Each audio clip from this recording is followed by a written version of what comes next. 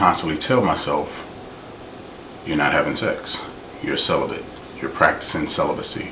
It's a lifestyle change. It's not a decision you wake up and say, oh, I'm not going to have sex anymore, and then you're just chilling because I've done that and I failed. So I had to set things up. Like, I couldn't do the same things that I was doing. I couldn't listen to, R. Kelly late at night, or whatever artist that, you got your playlist, your boom boom room playlist, what I used to call it. I just can't be listening to those things late at night, doing the same routine that I used to do, because it brings back memories. Those songs or those situations are tied to times that I had sex. So I can't operate and do everything that I used to do and expect a different result. It doesn't make any sense. So there came a time where at 10 o'clock I knew I had to turn my phone off or put it on silent. It seems extreme, but that was a routine. You turn your phone off because you get lonely. Hey, what you doing? That's how it starts. Nothing, what you doing? You trying to come through? I got some drinks or whatever. Blah, blah, just come through, watch a movie, Netflix and chill, whatever you want to call it. Like, you can't put yourself in those positions. Like, I can't have people over hanging out late at night, because it leads to other things. It leads to a familiar place. It leads to familiar behaviors, familiar activities. It leads to all those things, and then you're in a familiar place of laying down and you're having sex, because that's familiar and that feels good. But then you're in that familiar place the next day or right after where you're guilty. Or you're like, yo, what am I doing? Like, we've been having sex for this long. Why don't we take the next step? When you know that's not what you want with that person. So you're both setting each other up. Just hanging around those people who aren't believing the same thing that I'm believing, because you get those challenges. Like, I just recently had a conversation with a friend that I used to be intimate with, and she challenged, oh, you can't do it. Like, I don't need that person in my life, because if they don't believe in me, I don't need somebody constantly telling me that you can't do it, because of we used to get down. Like, we don't really have anything in common at this point in our life anyway, but I don't need them in my life. I don't need to be having those conversations with them. So, because there's again those things that are tied to it. So the lifestyle change. There's so many different things that I had to do. For me, people find it funny. Like, porn has never been an issue for me, because I'm being totally brutally honest. Like, I need a certain scene in order for me to indulge in that. So it never really worked. It takes me 15-20 minutes looking for the scene. By the time the scene comes on, I'm either asleep or watching SportsCenter. Wake up the next day and there the scene is, and by that time I got to go to work or something like that. So porn never really worked for me. So I never really had an issue with that, with the masturbation. That's never really been an issue for me, because I need intimacy. I need a person with me. I need a body with me. I need her with me in order to indulge in any type of masturbation. Like, I'm not just going to be sitting there doing it by myself. I used to think that somebody's watching. Like, back in college, I used to think, oh, somebody's watching me, so I ain't gonna do this. Or high school, I think like the first time was like in high school or something like that. I was like, somebody got cameras somewhere. In college, I thought somebody had the cameras through the TV, or the campus had something. Like, I was just thinking crazy stuff at the same time.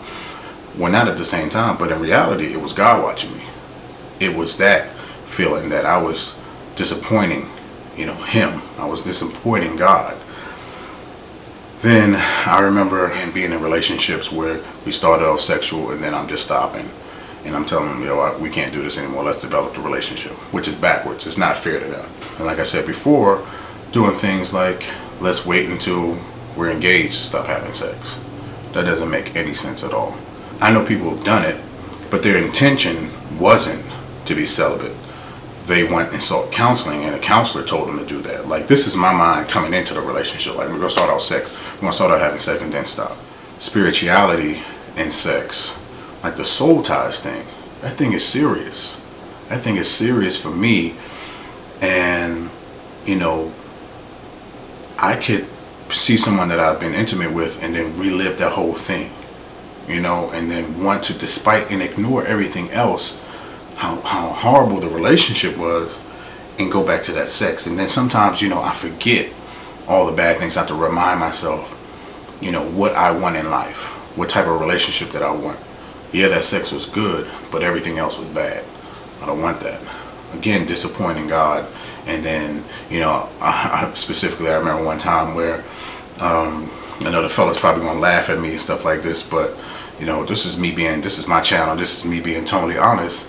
Like, I had sex with a girl, with a woman, and like after when she went to the bathroom to clean up or whatever, like I was just overcome with guilt and tears, and I just felt like I was disappointing God. Like, I was just like, why am I doing this again? Like, I'm tired of doing this. And I just said, that's enough. And I felt like, when I made those decisions to stop, so many blessings came towards me. My life was focused. I didn't have the drama. I didn't have these other distractions, and I was able to do the things that I really wanted to do. And then I'll fall right back into the cycle of having sex again because things are going well, so let me top it off with this. So I just, got to a point in my life where I said, enough is enough. And that's why I'm choosing celibacy every day. So I'm celibate. And I'm not condemning anyone that isn't. I'm just saying my choice, and what I'm doing is choosing it. And also to hold myself accountable, that's why I'm doing these videos. Like, I did videos with Sister Celibacy, and there were times where I was doing videos with her, and I was good. And I was doing phone calls with Chris Montgomery, Pastor Chris, and I was good. I was holding myself accountable. And all those things stopped, and I found myself starting to slip. And I slipped. Then I had to get back into my routine of, morning prayer, morning devotional, nightly devotionals. I was replacing my nightly text messages with nightly Bible reading, or my nightly TV with nightly Bible reading. I had to align myself with the Word of God so I can be focused and achieve the things that I want to do. And one of the things that I want to do is to actively practice celibacy and not start over, because I'm tired of starting over. So this is where I am now. This video will hold me accountable. I'm just going to wait till I get married. And who's to say how the relationship will be when I get married, or how the sex will be able to get married. But I'm willing to take that chance. I'm willing to trust God that all of that will be okay. Whether I marry a virgin and we have to figure it out, or whether I marry someone who's been as active as I have, we'll figure it out. But sex won't be the driving point. Sex won't be the apology. Sex won't be the excuse. Sex won't be the glue. There you have it. Bashe Williams. See y'all. So I had to change so many different things, like on social media groups and stuff like that. I had to get out of those groups. Those dating, those single groups where everybody's talking about the same thing. Everybody's talking about sex. So what they can do, different positions, or people coming at you and people challenging you sexually. I had to stop hanging out with those people who don't believe the same thing I believe. I mean, there'll be women who will test you. There will be men who don't believe you and will test you. You can't trust yourself. Think about that. That's a hard thing to say. You can't trust yourself in those situations. Why put yourself in that situation when you have to make a decision where you can easily be vulnerable? You can easily make the wrong decision and be starting over. Like I said, it's a lifestyle change.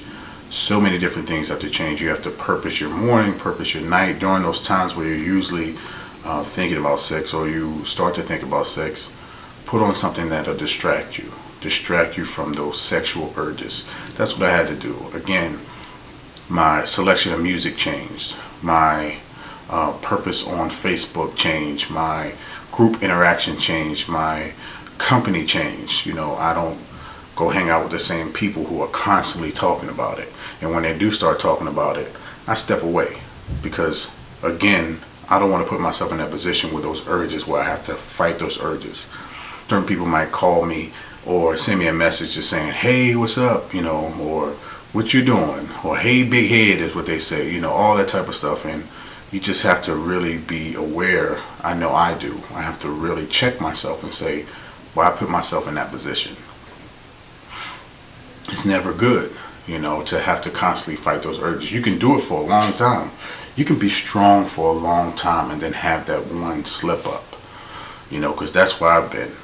Strong for a long time and think that I got it. Yeah, come on over here. We'll just hang out, know nothing, and then boom. So it's a lifestyle change. So many different things had to change for me because I had so many habits that led up to sex. So think about that. so many different habits. Think about your day. Think about your communication with certain people. Think about the reason why you communicate them. Think about those sexual urges when you look at a person. Like sometimes you can visually already undress them and have sex with them. That's just not a position that I want to be in. I want to look at somebody and have a conversation with them, not even thinking about sex. So that's where I am in my life right now. So the whole celibacy thing is something that I'm actively pursuing, actively choosing, actively practicing. Telling people that you're not having sex, and they're saying they're willing to date you, but they're not really with it. They might say they're with it, it might be supportive, but the next thing you know, they're sending a picture, or the next thing you know, they're sending soliciting some type of text message, and then you telling them, hey, don't do that. If it's not something that they really believe in, that's going to be trouble for you. It's not your job to hold their hand and to make sure that they're following what you want to do. They have to already have it in their heart, in their mind. That's what they want to do for them. Yeah, there are times where people say, okay, I want this for the relationship and let's do this. But if you're coming into a relationship and you're saying that you're practicing abstinence or you're being celibate, and the other person is saying that they want you sexually, why even go there? It's frustrating for both of you.